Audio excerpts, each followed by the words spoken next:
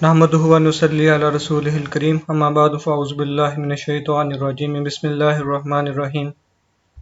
दोस्तों, इस वीडियो में हम आपको बताएंगे कि एक ट्रांसफार्मर, पेपर क्लिप और 729 की तार की मदद से आप घर पर ही सोल्डरिंग गन कैसे तैयार कर सकते हैं।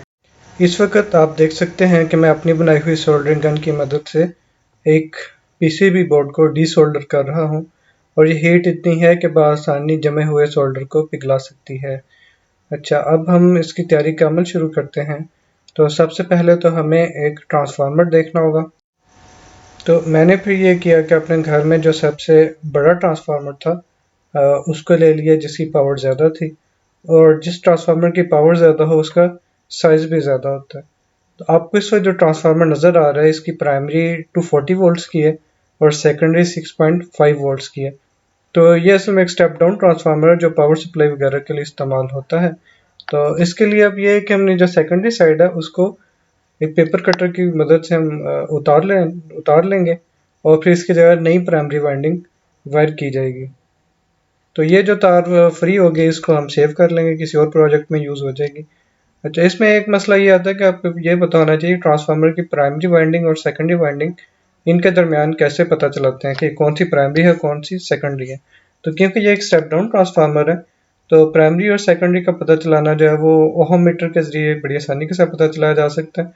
तो उसके ये है कि अगर आप प्राइमरी वाइंडिंग या हाई वोल्टेज वाइंडिंग को ओहम मीटर पर चेक करें तो इसकी इम्पीडेंस जो है वो काफ़ी ज़्यादा आती है, और जबकि जो सेकेंडरी है या लो वोल्टेज वाइंडिंग है उसकी रेजिस्टेंस काफ़ी कम आती है। बहरहाल लेकिन अगर ये रेजिस्टेंस 5 किलो ओहम से ज़्यादा है तो इसका मतलब है कि ट्रांसफार्मर जला हुआ है। तो अभी हम जो है वो उसमें से सेकेंडरी वाइंडिंग या लो वोल्टेज वाइंडिंग उतार चुके हैं। तभी मेरे हाथ में इस वक्त आपको 729 की तार नज़र आ रही है और इसको मैं अब ट्रांसफार्मर में पुरानी वाइंडिंग की जगह पे इसके 3 या 4 जितने भी चक्कर आएंगे वो दे लेता हूँ। ठीक है, ये मैंने वायर को पहले हथौड़े की मदद से सीधा कर लिया क्योंकि जगह कम थी, तो तार चपटी हो जाए और आसानी के साथ ट्रांसफार्मर में से गुजर सके। तो इस वक्त आप देख सकते हैं कि इसके तकरीबन 4 चक्कर जो हैं वो तार के पूरे हो चुके हैं।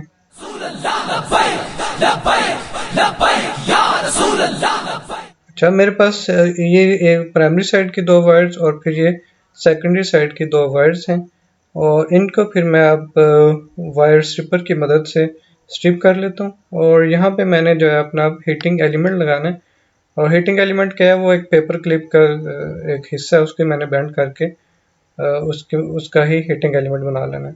तो उसके बाद फिर हम इसके लिए कुछ थोड़ा सा मैकेनिकल डिज़ाइन भी है, क्योंकि जो हीटिंग एलिमेंट है उसके साथ हम एक स्पोर्ट के लिए लकड़ी की एक टुकड़ा भी लगा लेंगे ताकि जब हम सोल्डर करें तो हीटिंग एलिमेंट के पास मैकेनिकल सपोर्ट भी हो और बोर्ड पे प्रेशर वगैरह लगाना है तो ये लकड़ी का टुकड़ा बर्दाश्त कर सके।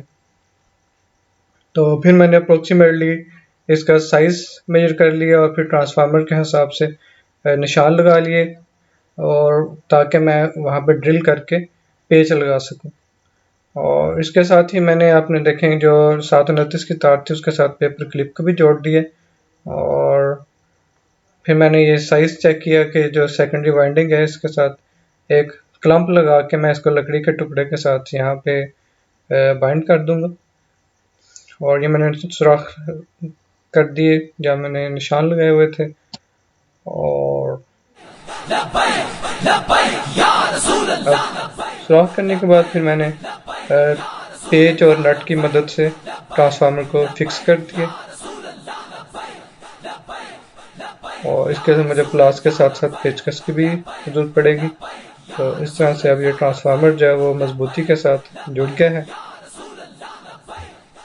दूसरी साइड पे अब जो काम रह गया है वो ये है कि हीटिंग एलिमेंट वाली साइड को भी लकड़ी के टुकड़े के साथ मजबूती से जोड़ा जाए।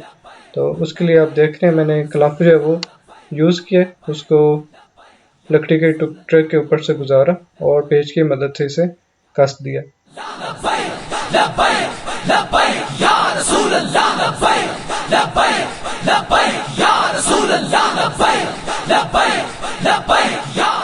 इसमें ये ख्याल रखना होता है कि जो हमारा हीटिंग एलिमेंट है उसकी रेजिस्टेंस ज़्यादा होनी चाहिए एज़ कम्पेयर टू जो हमारी 729 की जो वाइंडिंग वाली तार है।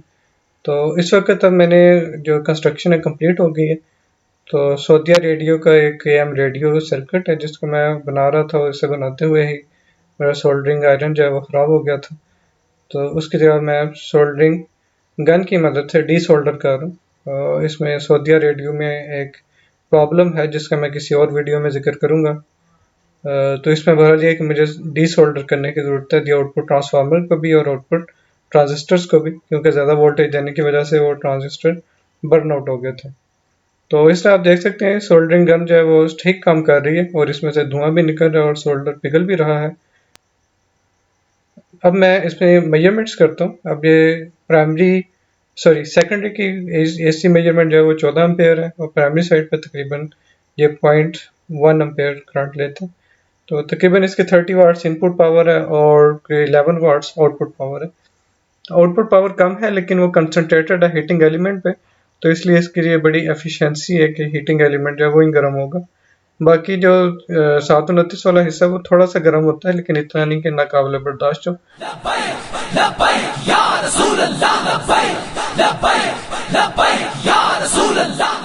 और अभी तक मैं काफ़ी हद तक अपनी सोल्डरिंग गन से सेटिस्फाइड हूँ, और उम्मीद है कि अगर आपके पास भी ऐसा कोई इशू है तो आप सोल्डरिंग गन बड़ी आसानी के साथ घर में ही दस्तयाब चीज़ों से मुकम्मल कर सकते हैं। आपका साथ रहने का शुक्रिया। अगली वीडियो में फिर मुलाकात होगी, तब तक के लिए अल्लाह हाफिज़।